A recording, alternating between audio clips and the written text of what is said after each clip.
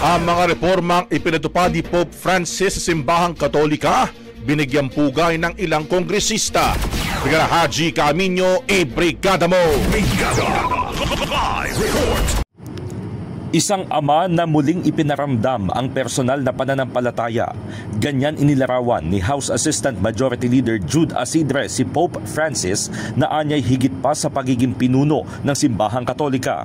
Sa pagpanaw ni Lolo Kiko, iginiit ni Asidre na siya ay ibang klaseng Santo Papa na nagpatupad ng mga reformang hindi engrande ang deklarasyon at nagbigay ng hamon na hindi dapat baliwalain ang pighati ng mga mahihirap, mga migrants, may sakit at nalilimutan sa pamayanan.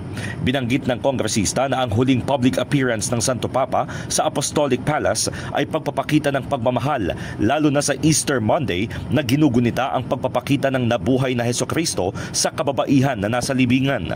Para kay Lanao del Sur Representative Zia Alonto Adyong, si Pope Francis ay nagsilbing boses ng hustisya at dignidad ng sangkatauhan.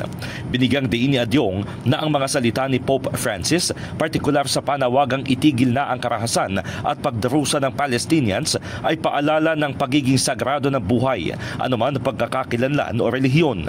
Mananatili anya sa puso ang pagsisikap ng lider ng simbahang Katolika na pagbuklarin ang mga Kristiyano at Muslim.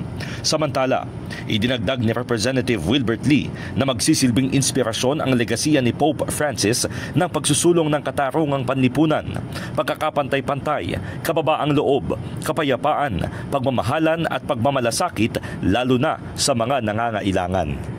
In the heart of changing lives, ako si Brigada Haji Camino ng 105.1 Brigada News FM Manila, The Music and News Authority. Ang bahaging ito ay hatid sa atin ng Drive Max Coffee. Ligayang tuloy-tuloy!